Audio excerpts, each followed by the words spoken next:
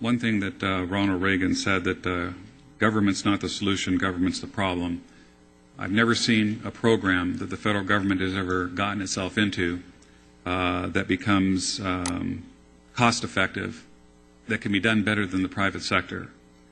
And here we're talking about one of the most important rights of citizens of the United States, and that's to have the finest health care in the world. We are the country of innovation. As an example, in the country of England, the British Isles, there are 1 million people today waiting to go in the hospital. In England, they were the innovators of the CAT scan, yet they have fewer CAT scans per population than any other developing country. We need to continue the investment in technology, in apparatuses that will help detect, treat. I mean, we have robotics now that will treat prostate cancer that are less invasive than the accuracy of a surgeon's arm. We need to continue to have this investment, if you will, in finding solutions to healthcare issues that affect our public. And I don't believe that the nationalization of our healthcare in this country is going to accomplish that. It's going to take away the innovation. It's going to take away the world's greatest healthcare system that exists. And we all know that government comes at a tremendous price. The cost of this national healthcare plan is something that we just cannot afford, $1 trillion price tag. And we haven't even fully comprehended the costs. You know, what are the administrative costs going to be? Are they going to be 30%, 35% that otherwise could go to treating people in this country? I'm not saying that we don't need changes in our national health care policy. There's no question that we do. But I think we should investigate tort reform. I think we should investigate interstate commerce of insurance companies that are forbidden to go beyond state lines, which stifles competition. And then we can come up with innovative programs that are bipartisan in nature, that are truly in the best interests of all the citizens of this country. But I believe that this system is not going to improve health care. In fact, I think it's going to deteriorate health care, because I'll guarantee you it's going to be the states that are going to get a finite amount of money to administer health care. And we know that it's never going to be enough to take care of the citizens. And when there are budget debacles, they're going to cut back on those expenditures, and then it's going to be left to the state to provide for the backfill, or the county to provide for the backfill, like we're experiencing now, to the state's declining revenue stream. And the ones that are going to get hurt are the citizens that depend on government now for health care. We already own the car companies. We already own the insurance companies. The government wants to take control of everything that we do in our lives. I don't believe that health care should come under the purview of the United States government. I believe it should be the free market system, and I'll tell you, private sector could do the job better than the public sector has ever been proven to be able to provide. So I'm also a very strong proponent of 10th Amendment rights. That's state rights. It is my view, and I'm not an attorney, but I just follow the legal arguments that have been exemplified by many attorney generals in other states that all agree that we cannot force the citizens of this country to buy health insurance from the government. It's something that the government just does not have the legal power to do. And so it's for this reason that I am asking the board to ask our Attorney General to join the efforts of other Attorney Generals and to file litigation against this this plan. I'll call it managed health care reform here in the United States. But what it's going to be rationed health care that is going to come at a tremendous price to the citizens of this country. Just ensuring 30 million people that don't have insurance is going to come with a hefty price tag.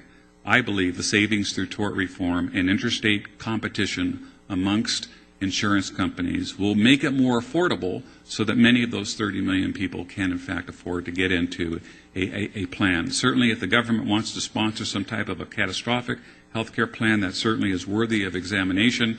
But I think we're just jumping into this way too fast. It was shoved through Congress. I'll guarantee you, before many members of Congress even read the 2,900 pages of this bill, and it is going to illuminate in the next 6 months to a year what those mandates are, the shifts from Medicare going into this plan, the requirement of employers at a time when employers are having trouble staying above water to pay mandatory premiums for people that they can barely afford to keep employed. We are just going to drive up the unemployment numbers and put a larger burden on the taxpayers to provide for the members of the public that are no longer working. So I believe we need to have changes to a national health care policy. I just think this is just too big of a step without a careful enough analysis. I think there are other things that should be done in the interim.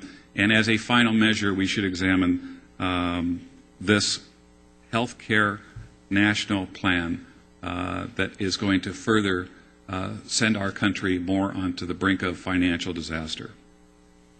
Okay, Supervisor Benoit, then Supervisor Buster. Well, in the interest of time, I won't repeat the comments of Supervisor Stone, but I would like to associate myself with them. I fully agree that this is a ill-advised and potentially very damaging step that's been taken, and I fully support the idea that we should join in the suits being filed by other states for the reasons you specified, and I will thereby second the motion. Thank you. Okay.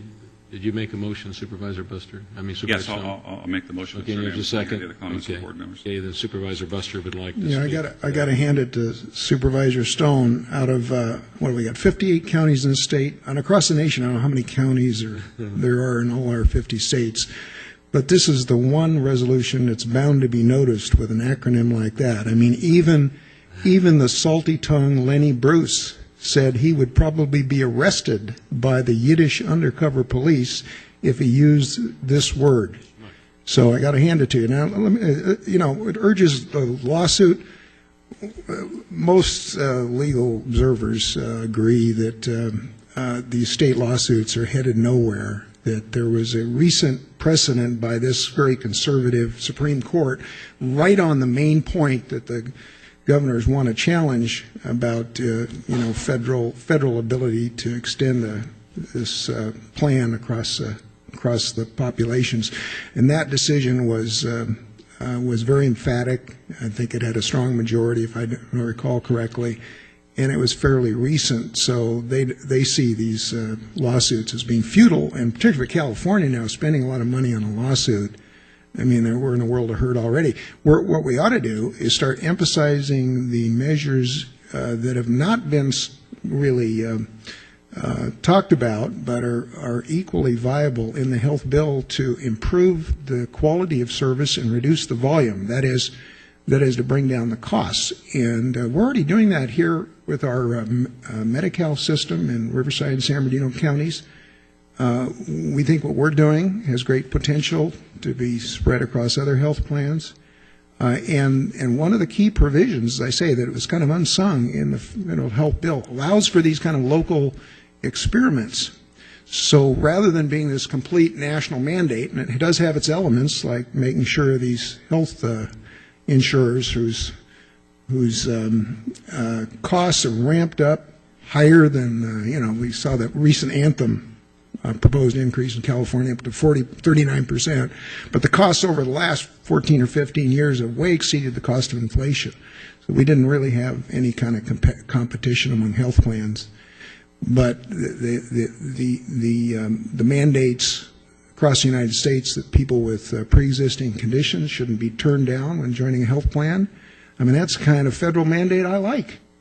And, our founders talked about state rights, and they reserve a lot of rights to the state, like they reserved the right for medical marijuana in California, didn't they?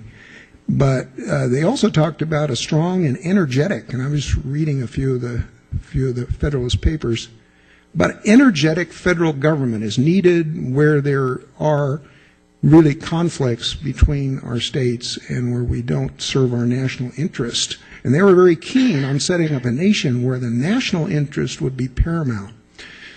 So you can argue about, whether 38 million people ought to be covered or how much, and I'm concerned about the lack of really spelling out more aggressive measures to curb the cost and improve the service. But there does exist that ability in the present bill to do that. We're doing it here in this area, and we can expand it further. And that's where our limited resources and attention should be placed. So I can't support the proposal.